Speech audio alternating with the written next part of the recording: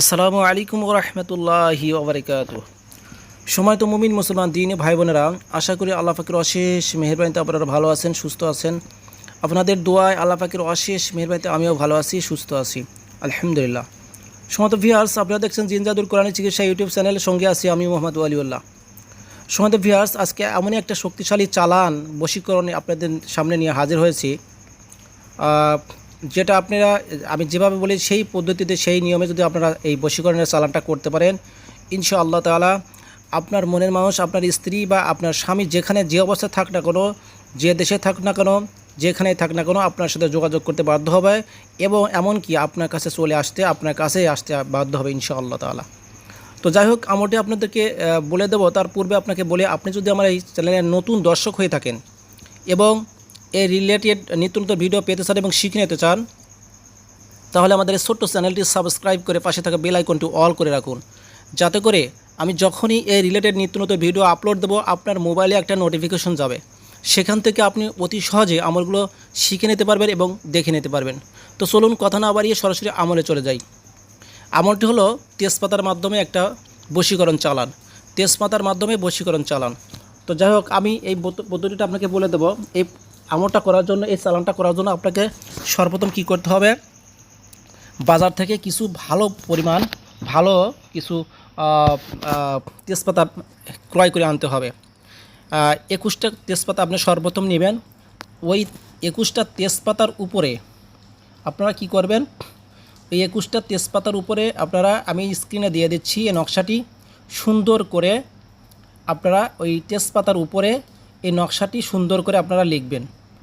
লেখার পর নিজ দিয়ে অবশ্যই উক্ত দুই ব্যক্তির নাম সহ, পিতামাতার নাম সহ লিখবেন।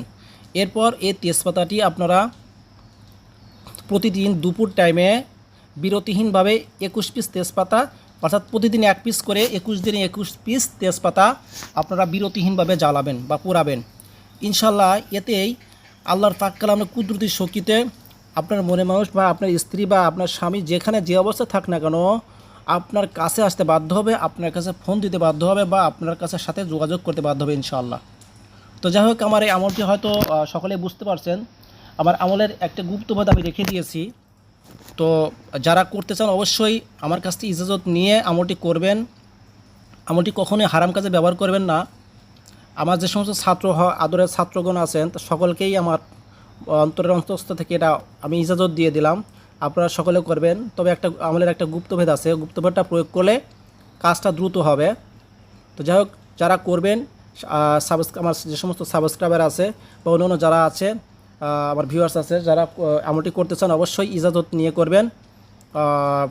কমেন্ট বক্সে বা সরাসরি ফোন করে বা হোয়াটসঅ্যাপে নক দিয়ে এটা অবশ্যই আপনারা ইজাজত নিয়ে করবেন। এবং হারাম কাজে আপনারা ব্যবহার করবেন না, অবশ্যই সৎ উদ্দেশ্য নিয়ে হালাল কাজে, জায়েজ ক্ষেত্রে এই আমলটি প্রয়োগ করবেন। হারাম কাজে ব্যবহার করলে আপনি গুনাহগার হবেন, হারাম কাজ কখনোই ব্যবহার করবেন না। তো যাই হোক, আমার কথাগুলো আসলে সকলে বুঝতে পারছেন। আজ এ পর্যন্ত এই আমলের আলোচ্য বিষয়। সকলে আমার জন্য দোয়া রাখবেন, আর কে কী কোন আমল চান আমাকে জানাবেন, আমি সে আমলগুলো দেওয়ার চেষ্টা করব। আসলে ভিডিও তৈরি করার সময় এরকমভাবে পাই না, তারপর আমি চেষ্টা করি দেওয়ার জন্য। সকলে আমার জন্য দোয়া করবেন, আমি আপনাদের সকলের জন্য দোয়া করি। আল্লাহ পাক যেন সকলকে, আপনাদের সকলের মন নেক আশাগুলো পূরণ করে দেয়। সকলে বলেন আমিন। আসসালামু আলাইকুম ওয়া রাহমাতুল্লাহি ওয়া বারাকাতুহু।